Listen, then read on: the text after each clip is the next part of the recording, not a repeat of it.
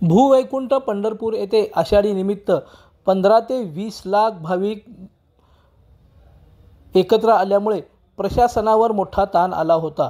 सोलापूरचे जिल्हाधिकारी कुमार आशीर्वाद यांनी ही यात्रा मोठ्या उत्साहात आणि स्वतः रस्त्यावर उतरून पार पाडली।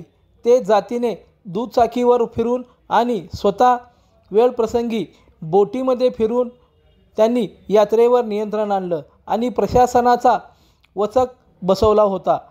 सर्व भाविकांना व्यवस्थित सुविधा मिळत आहेत का नाही हे स्वतः त्यांनी फील्डवर जाऊन पाहिल्यामुळे वारकऱ्यामध्ये कुमार आशीर्वाद यांच्याबद्दल आदर निर्माण झाला आहे।